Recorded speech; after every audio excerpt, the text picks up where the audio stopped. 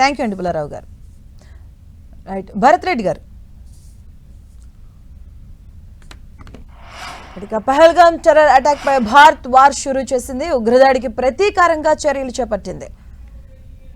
అర్ధరాత్రి దాటిన తర్వాత ఆపరేషన్ సింధూర్ పేరుతో పాకిస్తాన్లోని ఉగ్రస్థావరాలపై దాడులు చేసింది భారత సైన్యం మెరుపు దాడులు చేపట్టింది. ఇక పాక్ ఆక్రమిత కశ్మీర్తో పాటు పాకిస్తాన్లోని ఉగ్ర మౌలిక సదుపాయాలను ధ్వంసం చేసింది. ఇక భారత్ పై కుట్ర పన్నినట్టుగా భావిస్తున్న మొత్తంగా 9 ఉగ్రస్థావరాలపై దాడులు చేపట్టింది భారత్. ఇక ఈ దాడుల్లో 30 మంది ఉగ్రవాదులు హతమైనట్టుగా సమాచారం.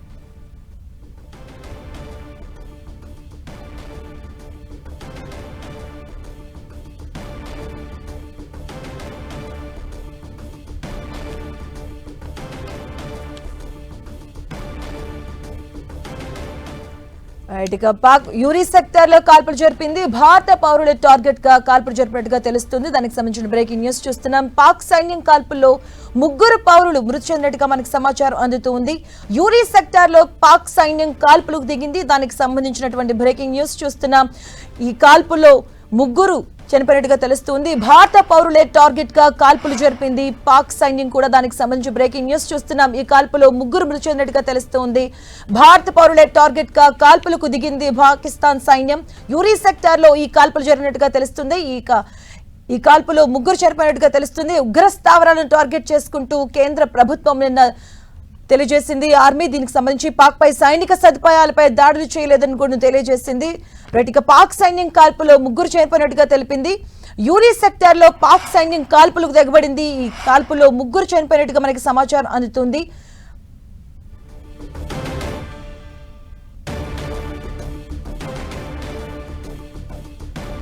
ఇక పహల్గామ్ దాడికి బాధ్యులను జవాబుదారీగా ఉంచేందుకు కట్టుబడి ఉన్నామని భారత్ వెల్లడించింది. దాడులకు సంబంధించి పూర్తి వివరాలను త్వరలోనే వెల్లడిస్తామని రక్షణ శాఖ తెలియజేసింది. ఇక భారత ప్రభుత్వం ప్రకటన అనంతరం ఇండియన్ ఆర్మీ స్పందించింది. న్యాయం జరిగిందంటూ ఎక్స్ లో పోస్ట్ చేసింది. ఆపరేషన్ సింధూర్ స్టార్ట్ చేసింది భారత్ దాడుల ఘటనలకు సంబంధించి వీడియోలు సోషల్ మీడియాలో వైరల్ గా మారాయి. అయితే దాడులు చేపట్టిన ప్రాంతాలకు సంబంధించి భారత సైన్యం వివరాలు వెల్లడించలేదు. ఇదే అంశానికి సంబంధించిన పూర్తి అప్డేట్స్ మా కరెస్పాండెంట్ జార్జ్ అందిస్తారు. జార్జ్,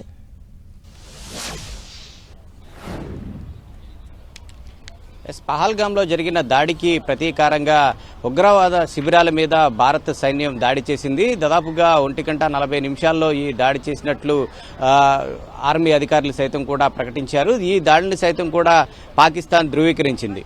అయితే ఉద్రిక్తలకు తావు లేకోకుండా కేవలం ఇటు కాశ్మీర్ ఆక్రమిత ప్రాంతాలు ఏవైతే ఉన్నాయో దానితో పాటు ఇతర పాకిస్తాన్కి సంబంధించిన ఉగ్రవాద శిబిరాలు ఏవైతే ఉన్నాయో మొత్తం 9 వాటి మీద దాడి చేసినట్లు భారత సైన్యం కూడా ప్రకటించడం జరిగింది. దాదాపుగా ఈ ఘటనలకు సంబంధించి చూసుకున్నట్లయితే కనుక 30 మంది ఉగ్రవాదులు హతమైనట్లు సమాచారం అందుతుంది. అయితే ఈ రోజు ఆపరేషన్ అభ్యాస్ పేరిట చూసుకున్నట్లయితే కనుక అంటే ఒక యుద్ధం అనివార్యమైతే దాడులు జరిగే ప్రదేశాలను 3 కేటగిరీలుగా కేంద్రం చెప్పింది. ఆ కేంద్రం నేపథ్యంలో కేటగిరీ 2లో హైదరాబాద్, విశాఖపట్నాన్ని కూడా ఉంచింది. ఈ నేపథ్యంలో కేటగిరీ 2లో ఈరోజు మాక్ డ్రిల్ సైతం కూడా నిర్వహించనున్నారు. సాయంత్రం 4 గంటలకు క్వీన్ మేరీ పాఠశాల, అలాగే 7:30 గంటలలో ఆక్సిజన్ టవర్స్ వద్ద భారీ సైరన్లు మోగించి ఈ ఆపరేషన్ను ఏదైతే ప్రారంభించనున్నారు, ఈ మాక్ డ్రిల్ అయితే ప్రారంభించనున్నారు. అయితే ఈ విశాఖ వాసులకు సైతం కూడా చూసుకున్నట్లయితే కనుక ఈ యుద్ధ వాతావరణం అనేది కొత్త కాదు. ముఖ్యంగా చూసుకున్నట్లయితే కనుక 1971లో యుద్ధం జరిగినప్పుడు ఇటు భారత్కు అలాగే పాకిస్తాన్కు యుద్ధం జరిగిన తర్వాత మరలా 54 ఏళ్లకు మరలా ఈ యుద్ధ మేఘాలు అనేవి కమ్ముకున్నాయి. ఆ నేపథ్యంలోనే విశాఖ వాసులు సైతం కూడా ఆ సమయంలో అంటే 1971లో జరిగిన ఆ యుద్ధ మేఘాలు ఏవైతే ఉన్నాయో ఆ యుద్ధ సమయంలో జరిగిన సంఘటనలు సైతం కూడా వాళ్ళు నెమరవేసుకుంటూ ఉన్నారు. ఎందుకంటే ఆ సమయంలో సైతం కూడా కొన్ని క్వీన్ మేరీ పాఠశాలలో వైపు సైతం కూడా బాంబులు కూడా పడినట్లయితే ఇక్కడ ఉన్న వారు చెప్తూ ఉన్నారు. అంతేకాకుండా 1971లో చూసుకున్నట్లయితే కనుక అప్పుడు యుద్ధం ఉన్న సమయంలో దాదాపుగా నవంబర్ 14వ తేదీన పాకిస్తాన్కు చెందిన సబ్మెరైన్ గాజీ సైతం కూడా ఇటు శ్రీలంక మీదుగా విశాఖపట్నం తీరానికి అయితే చేరుకుంది. ఐఎన్ఎస్ విక్రాంత్ను ధ్వంసం చేయాలన్న ఉద్దేశంతో అంతా కూడా అంటే ఈ బంగాళాఖాతంలోకి చొరబడింది. ఆ సమయంలో రాజ్పుత్ ధీటుగా ఎదుర్కొని ఆ ఐఎన్ఎస్ గాజీని సైతం కూడా ధ్వంసం చేసింది. ఆ సమయంలో దాదాపుగా 100 మందికి పైగా పాకిస్తాన్ చెందిన వారంతా కూడా చనిపోవడం జరిగింది. ఆ యొక్క శకలాలను సైతం కూడా ఇటీవలే గుర్తించారు. ఆ విజయానికి ప్రతి ఏటా కూడా అప్పుడు జరిగిన ఆ యుద్ధంలో విజయం సాధించిన నేపథ్యంలో ప్రతి ఏటా కూడా విశాఖలో నేవీ డే అనేది డిసెంబర్ 4వ తేదీన నిర్వహిస్తూ ఉంటారు. ఎందుకంటే డిసెంబర్ 4వ తేదీన అంటే నవంబర్ 14న బయలుదేరిన గాజీ ప్రయాణించి దాదాపుగా 3000 కిలోమీటర్లు సముద్ర మార్గం గుండా ప్రయాణించి డిసెంబర్ 3వ తేదీ నాటికి ఇక్కడికి చేరుకొని దాన్ని ధ్వంసం చేయాలని భావించింది. కానీ వాళ్ళ వ్యూహాలను తిప్పికొట్టి నేవీ అధికారులంతా కూడా వారి వ్యూహాలను సైతం కూడా తిప్పికొట్టి ఆ గాజీని ధ్వంసం చేశారు. ఆ నేపథ్యంలోనే దాని విజయానికి ప్రతీకగా డిసెంబర్ 4న మనం ప్రతి ఏటా కూడా నేవీ డే జరుపుకుంటాం.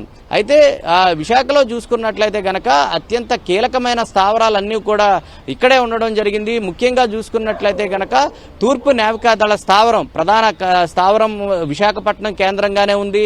అలాగే 2 పోర్టులు సైతం కూడా ఇక్కడే ఉన్నాయి. హిందుస్థాన్ షిప్ యార్డ్ సైతం కూడా ఇక్కడే ఉన్నాయి. అనేక రిఫైనరీలు సైతం కూడా ఇక్కడే ఉన్నాయి. ప్రయోగశాలలు సైతం కూడా ఇక్కడే ఉన్న నేపథ్యంలో హై అలర్ట్ని సైతం కూడా జారీ చేశారు. ఇప్పటికే చూసుకున్నట్లయితే గనక ఈ యుద్ధ మేఘాలు కమ్ముకుంటూ ఉన్న నేపథ్యంలో ఎటు నుంచి అయినా కానీ దాడులు జరిగే అవకాశం ఉన్న నేపథ్యంలో ప్రజలంతా సైతం కూడా అప్రమత్తంగా ఉండేందుకు ఈ మాక్ డ్రిల్ అనేది నిర్వహిస్తూ ఉన్నారు. ఒకసారి సైరన్ మోగిన తరువాత ఎట్లా ప్రజలు అప్రమత్తంగా ఉండాలి అనే దాన్ని పూర్తిగా కళ్లకు కట్టినట్లు వివరిస్తారు. ఆ సమయంలో అంటే ఒకవేళ యుద్ధం గనక వచ్చినట్లయితే ఆ సమయంలో ప్రజలు ఎలా ఉండాలి, ఏం చేయాలి అనే దాన్ని క్షుణ్ణంగా అయితే ప్రజలకు ఈ మాక్ డ్రిల్ ద్వారా వివరించనున్నారు. 4 గంటలకు క్వీన్ మేరీ పాఠశాలలో ఈ మాక్ డ్రిల్ అనేది నిర్వహిస్తూ ఉంటారు.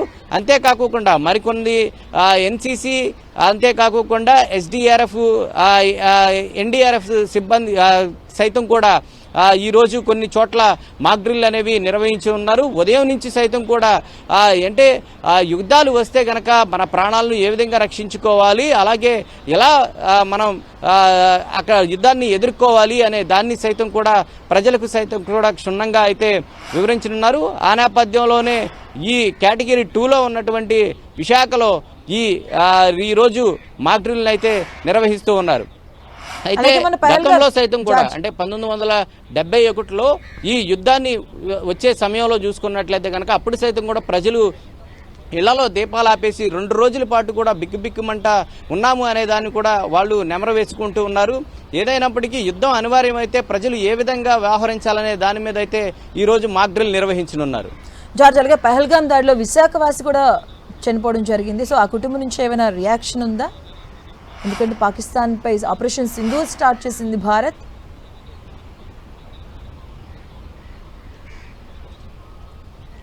ఆపరేషన్ సింధూర్ పట్ల అయితే ప్రజలంతా కూడా హర్షం వ్యక్తం చేస్తూ ఉన్నారు. అలాగే వారి కుటుంబ సభ్యులు సైతం కూడా హర్షం అనేది వ్యక్తం చేస్తూ ఉన్న పరిస్థితి ఉంది. ఎందుకంటే ఆ సమయంలో దాదాపుగా 6 ఇక్కడి నుంచి విశాఖ నుంచి వెళ్లారు. విశాఖ నుంచి వెళ్లిన తరువాత చంద్రమౌళి అనే ఎస్బీఐ రిటైర్డ్ ఉద్యోగిని ఉగ్ర దాడులు ఆయన చనిపోవడం జరిగింది. ఆ ముష్కరులు సైతం కూడా ఆయన్ను హతమార్చారు. అయితే మిగిలిన దాదాపుగా 5 తప్పించుకోవడం జరిగింది. ఆ రోజు జరిగిన సంఘటన సైతం కూడా వాళ్ళంతా కళ్ళకు కట్టినట్లు వివరించడం జరిగింది. వాళ్ళంతా కూడా వచ్చిన వెంటనే వాళ్ళంతా కూడా విరుచుకుపడ్డారు. వాళ్ళని పేరు అలాగే మతం పేరుతో అడిగి వాళ్ళని కాల్చి చంపారంటూ కూడా చెప్పడం జరిగింది. వారి మీద ప్రతీకార చర్య తీసుకోవాల్సిందే అంటూ కూడా వాళ్ళు సైతం కూడా డిమాండ్ చేశారు. ఆ నేపథ్యంలోనే ప్రతీకార చర్యలో భాగంగా ఈరోజు 9 ఉగ్ర స్థావరాలు ఏవైతే ఉన్నాయో ఆ ఉగ్ర స్థావరాల మీద భారత సైన్యం అర్ధరాత్రి విరుచుకుపడింది. ఈ నేపథ్యంలో దాదాపుగా 30 మంది హతమారినట్లు సమాచారం అందుతున్న నేపథ్యంలో ఇక్కడ ఉన్న ప్రజలతో పాటు ఆ కుటుంబ సభ్యులు సైతం కూడా హర్షం వ్యక్తం చేస్తూ ఉన్నారు. Right, thank you George.